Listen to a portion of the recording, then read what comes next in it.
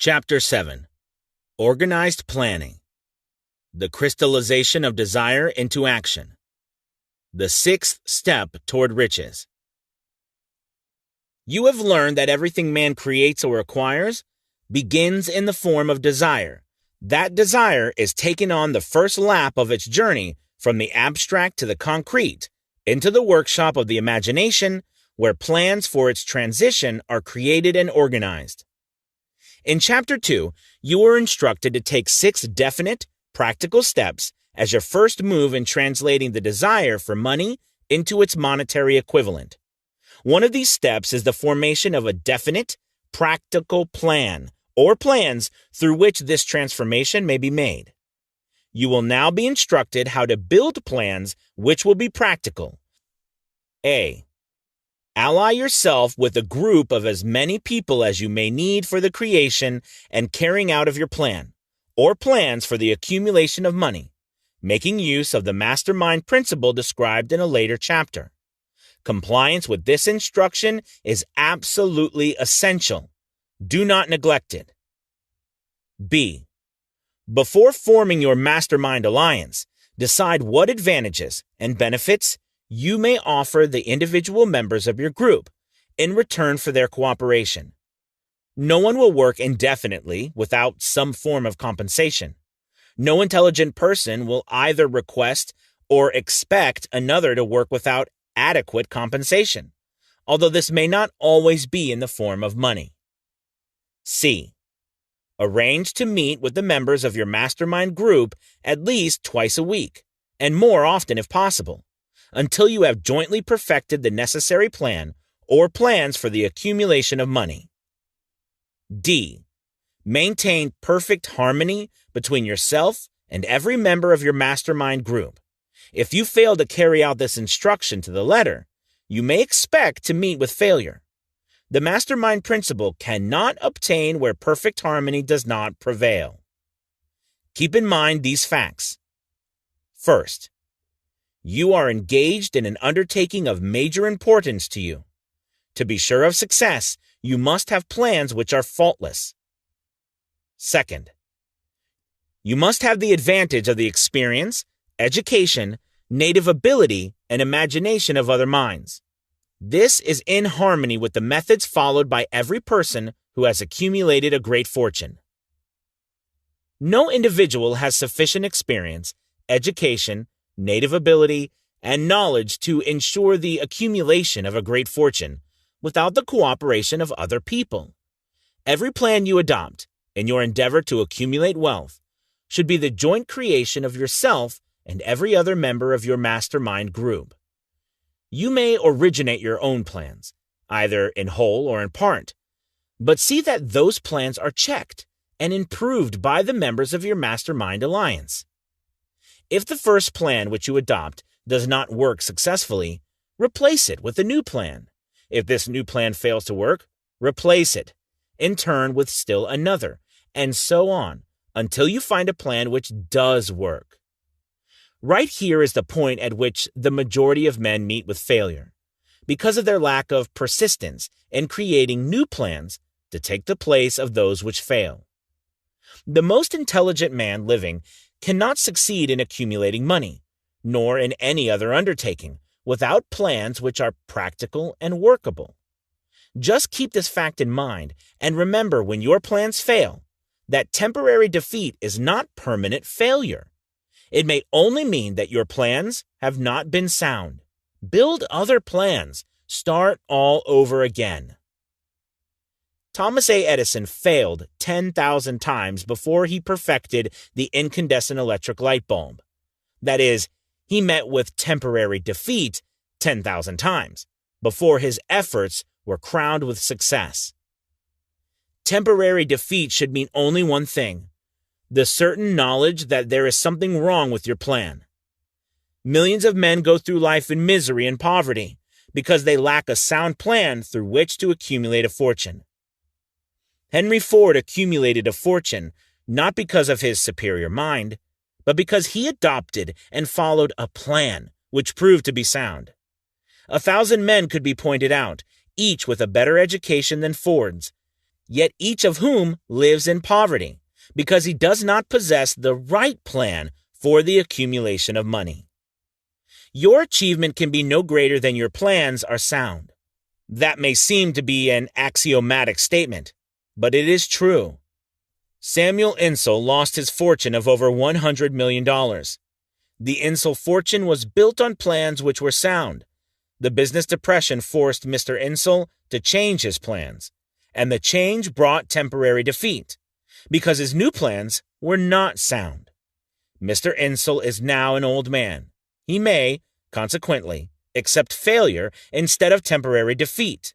But if his experience turns out to be failure, it will be for the reason that he lacks the fire of persistence to rebuild his plans. No man is ever whipped until he quits in his own mind. This fact will be repeated many times because it is so easy to take the count at the first sign of defeat. James J. Hill met with temporary defeat when he first endeavored to raise the necessary capital to build a railroad from the east to the west. But he, too, turned defeat into victory through new plans. Henry Ford met with temporary defeat, not only at the beginning of his automobile career, but after he had gone far toward the top. He created new plans and went marching on to financial victory. We see men who have accumulated great fortunes, but we often recognize only their triumph, overlooking the temporary defeats which they had to surmount before arriving. No follower of this philosophy can reasonably expect to accumulate a fortune without experiencing temporary defeat. When defeat comes, accept it as a signal that your plans are not sound. Rebuild those plans and set sail once more toward your coveted goal. If you give up before your goal has been reached, you are a quitter. A quitter never wins, and a winner never quits.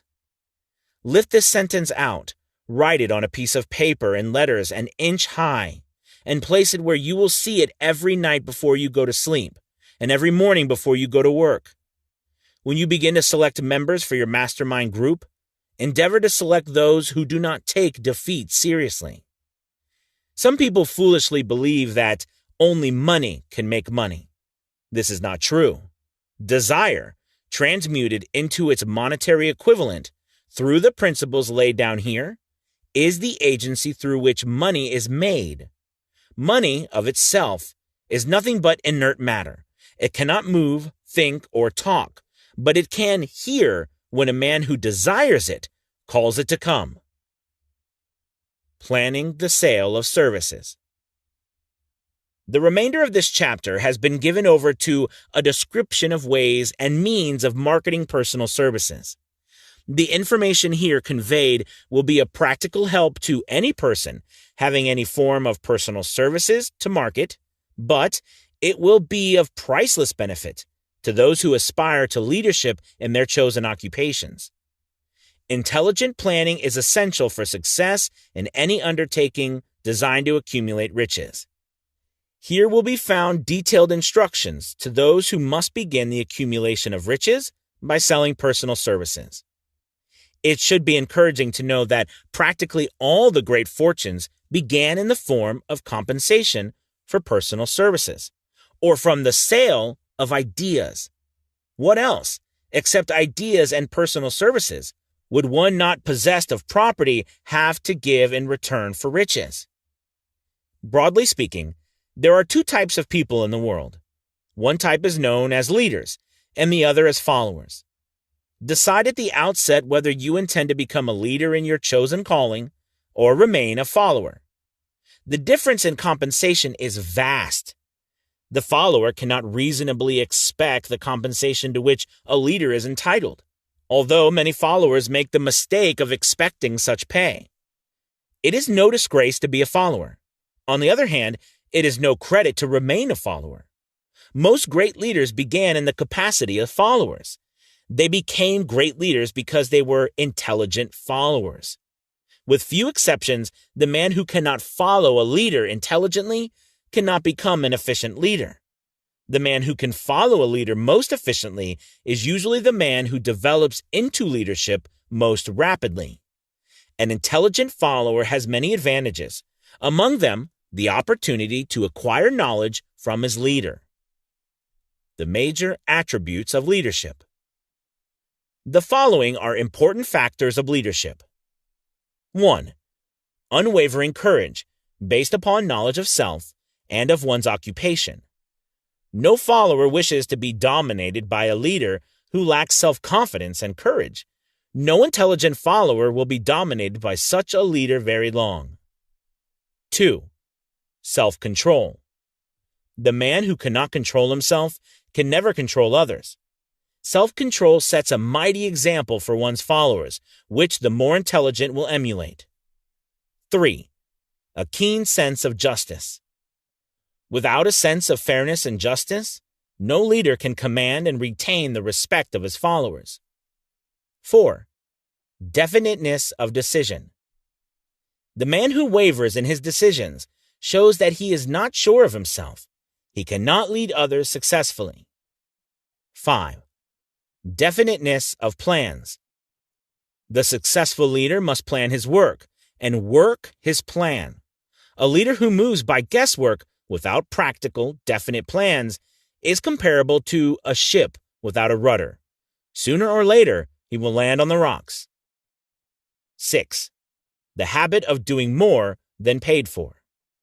One of the penalties of leadership is the necessity of willingness upon the part of the leader to do more than he requires of his followers.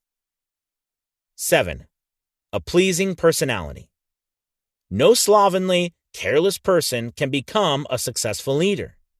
Leadership calls for respect. Followers will not respect a leader who does not grade high on all the factors of a pleasing personality. 8. Sympathy and understanding. The successful leader must be in sympathy with his followers. Moreover, he must understand them and their problems. 9. Mastery of detail. Successful leadership calls for mastery of details of the leader's position. 10. Willingness to assume full responsibility. The successful leader must be willing to assume responsibility for the mistakes and the shortcomings of his followers. If he tries to shift this responsibility, he will not remain the leader. If one of his followers makes a mistake and shows himself incompetent, the leader must consider that it is he who failed. 11. Cooperation. The successful leader must understand and apply the principle of cooperation, effort, and be able to induce his followers to do the same. Leadership calls for power, and power calls for cooperation. There are two forms of leadership. The first, and by far the most effective, is leadership by consent of and with the sympathy of the followers. The second is leadership by force, without the consent and sympathy of the followers. History is filled with evidences that leadership by force cannot endure. The downfall and disappearance of dictators and kings is significant. It means that people will not follow forced leadership indefinitely. The world has just entered a new era of relationship between leaders and followers, which very clearly calls for new leaders and a new brand of leadership in business and industry. Those who belong to the old school of leadership by force must acquire an understanding of the new brand of leadership, cooperation, or be relegated to the rank and file of the followers. There is no other way out for them. The relationship of employer and employee, or of leader and follower, in the future will be one of mutual cooperation, based upon an equitable division of the profits of business. In the future, the relationship of employer and employee will be more like a partnership than it has been in the past. Napoleon, Kaiser Wilhelm of Germany, and Tsar of Russia, and the King of Spain were examples of leadership by force. Their leadership passed. Without much difficulty, one might point to prototypes of these ex-leaders among the business, financial, and labor leaders of America who have been dethroned or slated to go. Leadership by consent of the followers is the only brand which can endure. Men may follow the forced leadership temporarily, but they will not do so willingly.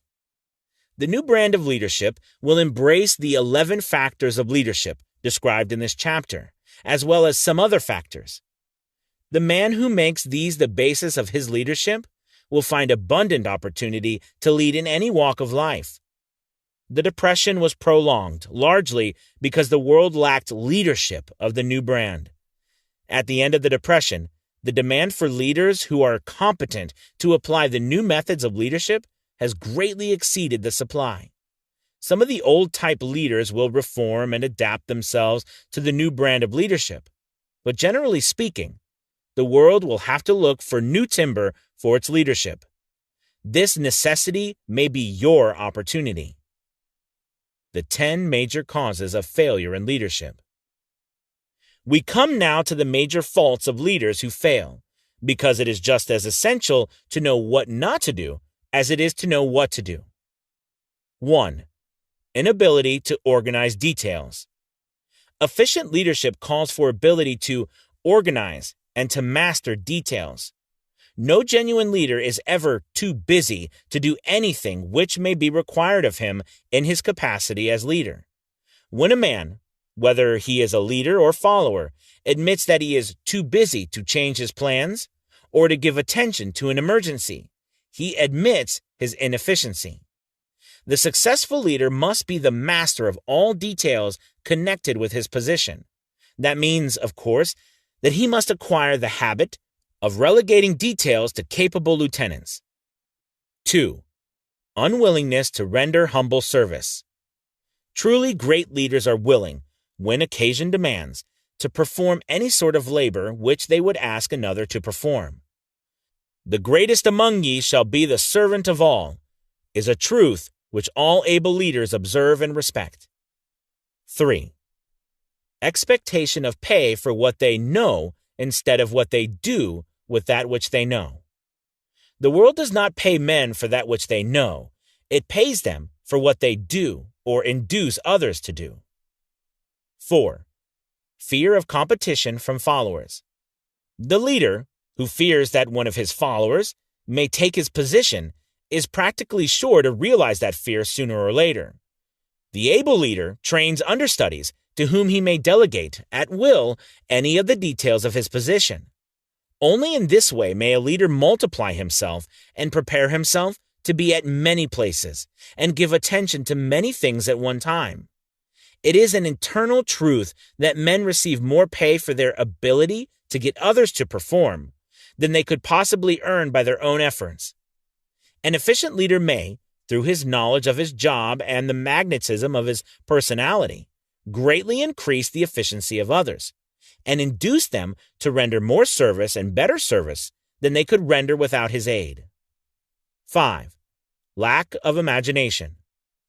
Without imagination, the leader is incapable of meeting emergencies and of creating plans by which to guide his followers efficiently. 6. Selfishness. The leader, who claims all the honor for the work of his followers, is sure to be met by resentment. The really great leader claims none of the honors. He is contented to see the honors, when there are any, go to his followers, because he knows that most men will work harder for commendation and recognition than they will for money alone. 7. Intemperance. Followers do not respect an intemperate leader. Moreover, intemperance in any of its various forms destroys the endurance and the vitality of all who indulge in it. 8. Disloyalty. Perhaps this should have come at the head of the list. The leader, who is not loyal to his trust and to his associates, those above him and those below him, cannot long maintain his leadership. Disloyalty marks one as being less than the dust of the earth, and brings down on one's head the contempt he deserves. Lack of loyalty is one of the major causes of failure in every walk of life. 9. Emphasis of the authority of leadership.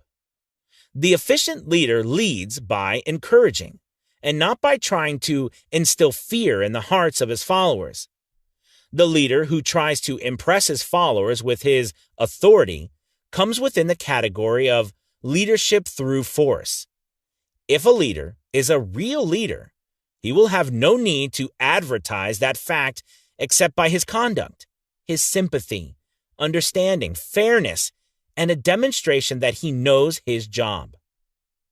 10. Emphasis of title. The competent leader requires no title to give him the respect of his followers. The man who makes too much over his title generally has little else to emphasize. The doors to the office of the real leader are open to all who wish to enter, and his working quarters are free from formality or ostentation. These are among the more common of the causes of failure in leadership. Any of these faults is sufficient to induce failure. Study the list carefully if you aspire to leadership, and make sure that you are free of these faults. Some fertile fields in which new leadership will be required. Before leaving this chapter, your attention is called to a few of the fertile fields in which there have been a decline of leadership, and in which the new type of leader may find an abundance of opportunity. First, in the field of politics, there is a most insistent demand for new leaders, a demand which indicates nothing less than an emergency. The majority of politicians have, seemingly, become high-grade, legalized racketeers. They have increased taxes and debauched the machinery of industry and business until the people can no longer stand the burden. Second, the banking business is undergoing a reform. The leaders in this field have almost entirely lost the confidence of the public. Already the bankers have sensed the need of reform, and they have begun it. Third, industry calls for new leaders. The old type of leaders thought and moved in terms of dividends instead of thinking and moving in terms of human equations. The future leader in industry, to endure, must regard himself as a quasi-public official whose duty it is to manage his trust in such a way that it will work hardship on no individual or group of individuals. Exploitation of working men is a thing of the past. Let the man who aspires to leadership in the field of business, industry, and labor remember this. Fourth, the religious leader of the future will be forced to give more attention to the temporal needs of his followers in the solution of their economic and personal problems of the present, and less attention to the dead past and the yet unborn future. Fifth, in the professions of law, medicine, and education, a new brand of leadership, and to some extent, new leaders, will become a necessity. This is especially true in the field of education. The leader in that field must, in the future, find ways and means of teaching people how to apply the knowledge they receive in school. He must deal more with practice and less with theory. Sixth, new leaders will be required in the field of journalism. Newspapers of the future, to be conducted successfully, must be divorced from special privilege and relieved from the subsidy of advertising. They must cease to be organs of propaganda for the interest which patronize their advertising columns. The type of newspaper which publishes scandal and lewd pictures will eventually go the way of the forces which debauch the human mind. These are but a few of the fields in which opportunities for new leaders and a new brand of leadership are now available. The world is undergoing a rapid change. This means that media through which the changes in human habits are promoted must be adapted to the changes. The media here described are the ones which, more than any others, determine the trend of civilization. When and how to apply for a position. The information described here is the net result of many years of experience, during which thousands of men and women were helped to market their services effectively. It can, therefore, be relied upon as sound and practical. Media through which services may be marketed. Experience has proved that the following media offer the most direct and effective method of bringing the buyer and seller of personal services together. 1. Employment bureaus. Care must be taken to select only reputable bureaus, the management of which can show adequate records of achievement of satisfactory results. There are comparatively few such bureaus. 2. Advertising in newspapers, trade journals, magazines, and radio. Classified advertising may usually be relied upon to produce satisfactory results in the case of those who apply for clerical or ordinary salaried positions. Display advertising is more desirable in the case of those who seek executive connections. The copy to appear in the section of the paper which is most apt to come to the attention of the class of employer being sought. The copy should be prepared by an expert who understands how to inject sufficient selling qualities to produce replies. 3. Personal letters of application directed to particular firms or individuals most apt to need such services as being offered. Letters should be neatly typed, always, and signed by hand. With the letter should be sent a complete brief or outline of the applicant's qualifications. Both the letter of application and the brief of experience or qualifications should be prepared by an expert. See instructions as to information to be supplied. 4. Application through personal acquaintances. When possible, the applicant should endeavor to approach prospective employers through some mutual acquaintance. This method of approach is particularly advantageous in the case of those who seek executive connections and do not wish to appear to be peddling themselves. 5. Application in person.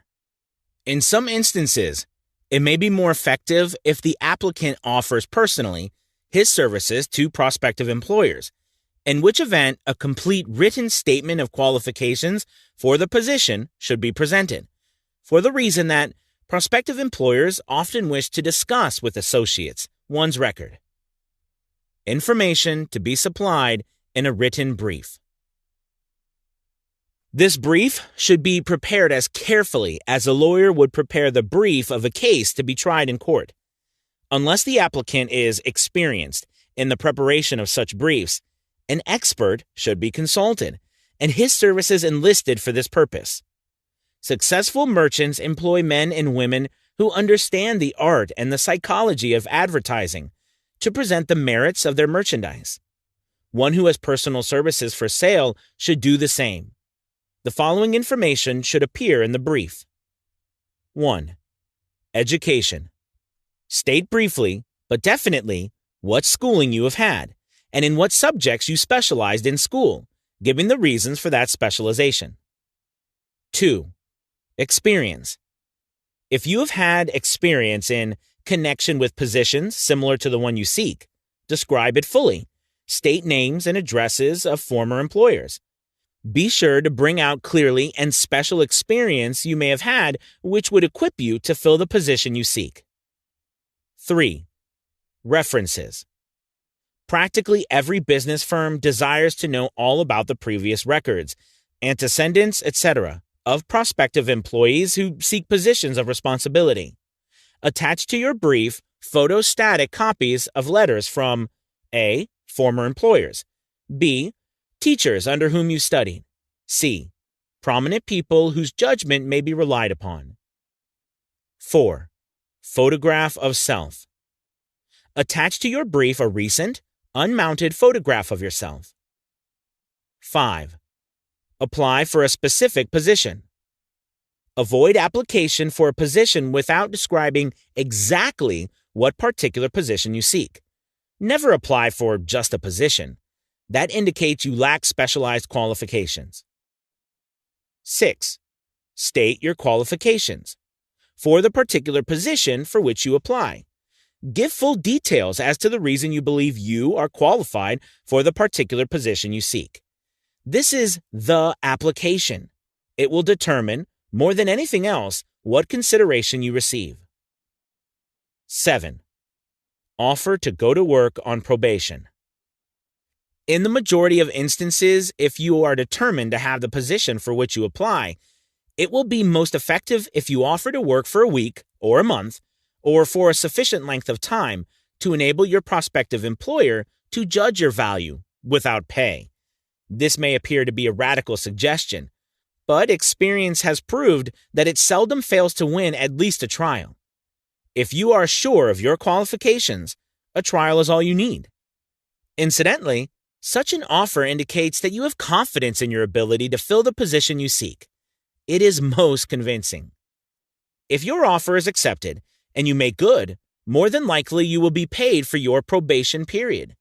Make clear the fact that your offer is based upon A. Your confidence in your ability to fill the position. B. Your confidence in your prospective employer's decision to employ you after trial. C. Your determination to have the position you seek. 8. Knowledge of your prospective employer's business. Before applying for a position, do sufficient research in connection with the business to familiarize yourself thoroughly with that business and indicate in your brief the knowledge you have acquired in this field. This will be impressive, as it will indicate that you have imagination and a real interest in the position you seek. Remember that it is not the lawyer who knows the most law, but the one who best prepares his case who wins.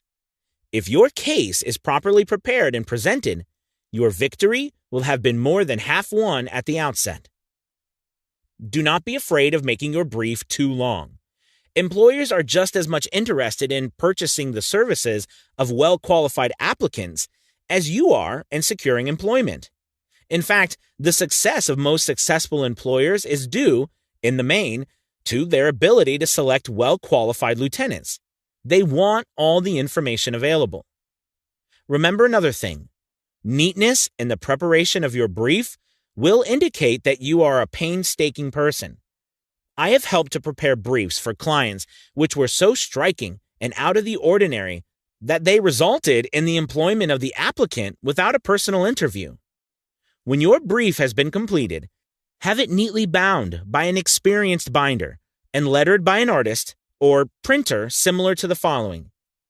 Brief of the qualifications of Robert K. Smith, applying for the position of Private Secretary to the President of the Blank Company, Inc. Change names each time brief is shown. This personal touch is sure to command attention. Have your brief neatly typed or mimeographed on the finest paper you can obtain, and bound with the heavy paper of the book cover variety, the binder to be changed, and the proper firm name to be inserted if it is to be shown to more than one company. Your photograph should be pasted on one of the pages of your brief. Follow these instructions to the letter, improving upon them wherever your imagination suggests. Successful salesmen groom themselves with care. They understand that first impressions are lasting. Your brief is your salesman.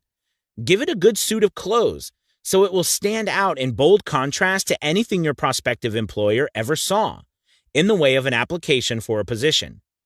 If the position you seek is worth having, it is worth going after with care. Moreover, if you sell yourself to an employer in a manner that impresses him with your individuality, you probably will receive more money for your services from the very start than you would if you applied for employment in the usual conventional way. If you seek employment through an advertising agency or an employment agency, have the agent use copies of your brief in marketing your services. This will help to gain preference for you, both with the agent and the prospective employers. How to get the exact position you desire. Everyone enjoys doing the kind of work for which he is best suited. An artist loves to work with paints, a craftsman with his hands, a writer loves to write. Those with less definite talents have their preferences for certain fields of business and industry. If America does anything well, it offers a full range of occupations, tilling the soil, manufacturing, marketing, and the professions. First, decide exactly what kind of job you want. If the job doesn't already exist, perhaps you can create it. Second, choose the company or individual for whom you wish to work. Third, study your prospective employer as to the policies, personnel, and chances of advancement. Fourth, by analysis of yourself, your talents and capabilities, figure what you can offer and plan ways and means of giving advantages, services, developments, ideas that you believe you can successfully deliver. Fifth, forget about a job. Forget whether or not there is an opening. Forget the usual routine of, have you got a job for me? Concentrate on what you can give. Sixth, once you have your plan in mind, arrange with an experienced writer to put it on paper in neat form and in full detail. Seventh, present it to the proper person with authority, and he will do the rest. Every company is looking for men who can give something of value, whether it be ideas, services, or connections. Every company has room for the man who has a definite plan of action, which is to the advantage of the company. This line of procedure may take a few days or weeks of extra time, but the difference in income, in advancement, and in gaining recognition will save years of hard work at small pay. It has many advantages, the main one being that it will often save from 1 to 5 years of time in reaching a chosen goal. Every person who starts, or gets in halfway up the ladder, does so by deliberate and careful planning. Excepting, of course, the boss's son. The new way of marketing services. Jobs are now partnerships. Men and women who market their services to best advantage in the future must recognize the stupendous change which has taken place in connection with the relationship between employer and employee. In the future, the golden rule, and not the rule of gold, will be the dominating factor in the marketing of merchandise as well as personal services. The future relationship between employers and their employees will be more in the nature of a partnership consisting of A, the employer, B, the employee, C, the public they serve. This new way of marketing personal services is called new for many reasons. First, both the employer and the employee of the future will be considered as fellow employees, whose business it will be to serve the public efficiently.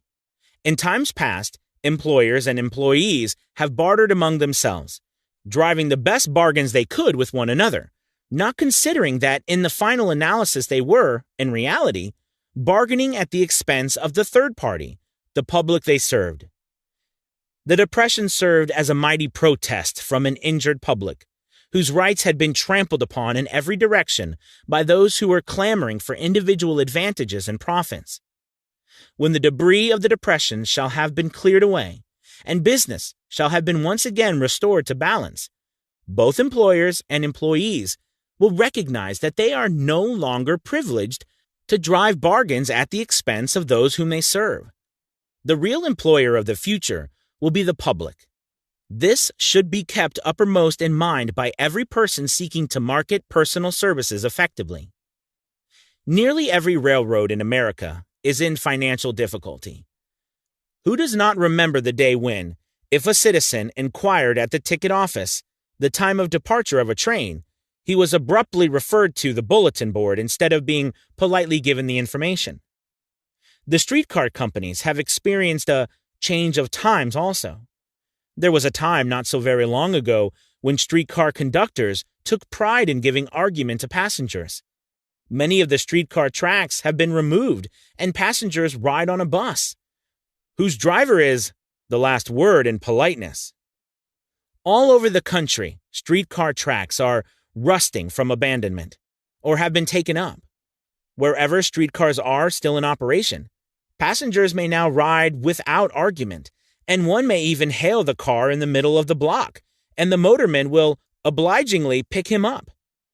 How times have changed. That is just the point I am trying to emphasize. Times have changed. Moreover, the change is reflected not merely in railroad offices and on streetcars, but in other walks of life as well. The public be damned policy is now passé. It has been supplanted by the "we are obligingly at your service, sir" policy. The bankers have learned a thing or two during this rapid change which has taken place during the past few years. Impoliteness on the part of a bank official or bank employee today is as rare as it was conspicuous a dozen years ago. In the years past, some bankers, not all of them, of course, carried an atmosphere of austerity, which gave every would-be borrower a chill when he even thought of approaching his banker for a loan. The thousands of bank failures during the Depression had the effect of removing the mahogany doors behind which bankers formerly barricaded themselves.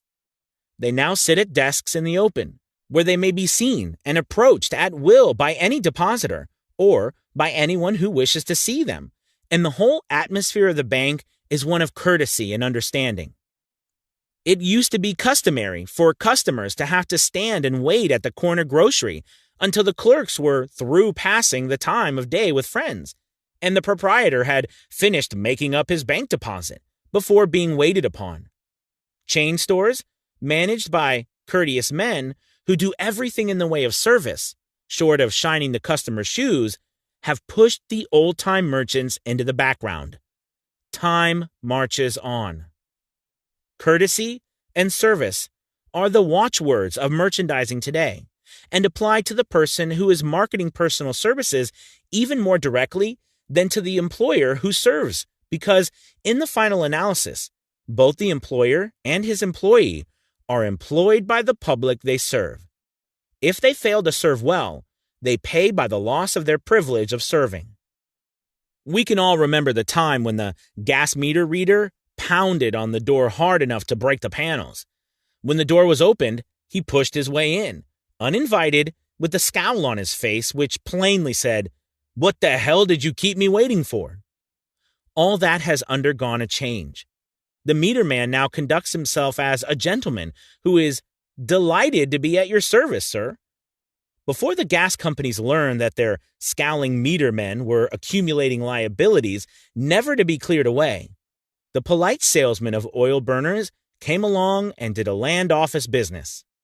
During the Depression, I spent several months in the anthracite coal region of Pennsylvania, studying conditions which all but destroyed the coal industry. Among several very significant discoveries was the fact that greed on the part of operators and their employees was the chief cause of the loss of business for the operators and loss of jobs for the miners. Through the pressure of a group of overzealous labor leaders representing the employees and the greed for profits on the part of the operators, the anthracite business suddenly dwindled. The coal operators and their employees drove sharp bargains with one another, adding the cost of the bargaining to the price of the coal, until, finally, they discovered they had built up a wonderful business for the manufacturers of oil-burning outfits and the producers of crude oil. The wages of sin is death. Many have read this in the Bible, but few have discovered its meaning. Now, and for several years, the entire world has been listening by force to a sermon which might well be called, "Whatsoever a man soweth, that shall he also reap." Nothing as widespread and effective as the Depression could possibly be just a coincidence. Behind the Depression was a cause. Nothing ever happens without a cause. In the main, the cause of the Depression is traceable directly to the worldwide habit of trying to reap without sowing. This should not be mistaken to mean that the Depression represents a crop which the world is being forced to reap without having sown. The trouble is that the world sowed the wrong sort of seed. Any farmer knows he cannot sow the seed of thistles and reap a harvest of grain. Beginning at the outbreak of the World War, the people of the world began to sow the seed of service, inadequate in both quality and quantity. Nearly everyone has engaged in the pastime of trying to get without giving. These illustrations are brought to the attention of those who have personal services to market, to show that we are where we are and what we are because of our own conduct. If there is a principle of cause and effect, which controls business, finance, and transportation, this same principle controls individuals and determines their economic status. What is your QQS rating? The causes of success in marketing services effectively and permanently have been clearly described. Unless those causes are studied, analyzed, understood, and applied, No man can market his services effectively and permanently. Every person must be his own salesman of personal services. The quality and the quantity of service rendered and the spirit in which it is rendered determine to a large extent the price and the duration of employment. To market personal services effectively, which means a permanent market at a satisfactory price under pleasant conditions, one must adopt and follow the QQS formula, which means that quality plus quantity plus the proper spirit of cooperation equals perfect salesmanship of service. Remember the QQS formula, but do more, apply it as a habit. Let us analyze the formula to make sure we understand exactly what it means. 1. Quality of service shall be construed to mean the performance of every detail in connection with your position in the most efficient manner possible, with the object of greater efficiency always in mind. 2. Quantity of service shall be understood to mean the habit of rendering all the service of which you are capable at all times, with the purpose of increasing the amount of service rendered as greater skill is developed through practice and experience. Emphasis is again placed on the word habit. 3. Spirit of service shall be construed to mean the habit of agreeable, harmonious conduct which will induce cooperation from associates and fellow employees. Adequacy of quality and quantity of service is not sufficient to maintain a permanent market for your services. The conduct, or the spirit in which you deliver service, is a strong determining factor in connection with both the price you receive and the duration of employment. Andrew Carnegie stressed this point more than others in connection with his description of the factors which led to success in the marketing of personal services. He emphasized again and again the necessity for harmonious conduct. He stressed the fact that he would not retain any man, no matter how great a quantity or how efficient the quality of his work, unless he worked in a spirit of harmony. Mr. Carnegie insisted upon men being agreeable. To prove that he placed a high value upon this quality, he permitted many men who conformed to his standards to become very wealthy. Those who did not conform had to make room for others. The importance of a pleasing personality has been stressed because it is a factor which enables one to render service in the proper spirit. If one has a personality which pleases and renders service in a spirit of harmony, these assets often make up for deficiencies in both the quality and the quantity of service one renders. Nothing, however, can be successfully substituted for pleasing conduct. The capital value of your services. The person whose income is derived entirely from the sale of personal services is no less a merchant than the man who sells commodities, and it might well be added, such a person is subject to exactly the same rules of conduct as the merchant who sells merchandise. This has been emphasized because the majority of people who live by the sale of personal services make the mistake of considering themselves free from the rules of conduct and the responsibilities attached to those who are engaged in marketing commodities. The new way of marketing services has practically forced both employer and employee into partnership alliances, through which both take into consideration the rights of the third party, the public they serve. The day of the go-getter has passed. He has been supplanted by the go-giver. High-pressure methods in business finally blew the lid off. There will never be the need to put the lid back on because, in the future, business will be conducted by methods that will require no pressure. The actual capital value of your brains may be determined by the amount of income you can produce by marketing your services. A fair estimate of the capital value of your services may be made by multiplying your annual income by 16 2/3, as it is reasonable to estimate that your annual income represents 6% of your capital value. Money rents for 6% per annum. Money is worth no more than brains. It is often worth much less. Competent brains, if effectively marketed, represent a much more desirable form of capital than that which is required to conduct a business dealing in commodities, because brains are a form of capital which cannot be permanently depreciated through depressions, nor can this form of capital be stolen or spent. Moreover, the money which is essential for the conduct of business is as worthwhile as a sand dune, until it has been mixed with efficient brains. The 30 major causes of failure. How many of these are holding you back?